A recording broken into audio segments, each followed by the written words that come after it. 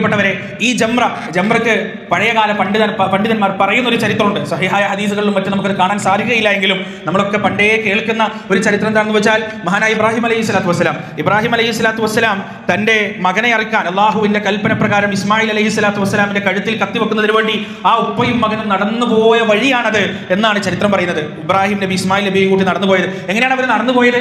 ഇസ്മായിൽ അലൈഹി സ്വലാത്തു വസ്സലാമിനെ പിടിച്ചു വലിച്ചു കൊണ്ടുപോകുകയാണോ ഇബ്രാഹിം അലൈഹി സ്വലാത്തു വസ്സലാം ചെയ്തത്?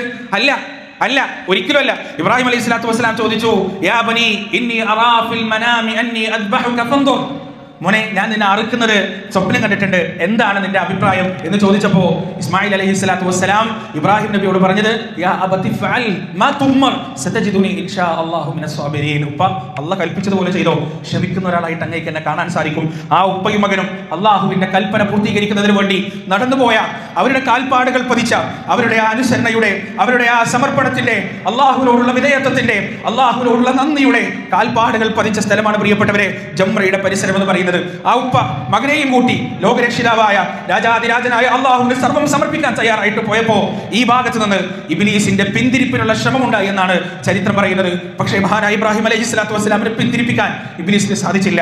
ഇബ്ലീസ് തന്റെ നേർക്കേക്ക് വന്ന്, അള്ളാഹുവിനേക്കാൾ വലുത് തന്റെ മകനാണ്, അള്ളാഹുവിനേക്കാൾ വലുത് തന്റെ പിതൃത്വമാണ്, അള്ളാഹുവിനേക്കാൾ വലുത് തന്റെ പുത്രസ്നേഹമാണ് എന്നൊരു സന്ദേശം ഇബ്ലീസ് കൊടുക്കാൻ ഉദ്ദേശിച്ചപ്പോ പ്രിയപ്പെട്ടവരെ, ഇബ്രാഹിം അലൈഹി സ്വലാത്തു വസ്സലാം തന്റെ ഈമാനാകുന്ന കല്ലുകൊണ്ട് ഇബ്ലീസിനെ എറിഞ്ഞാട്ടിയ സ്ഥലമാണ് ജംറ എന്ന് പറയുന്നത്.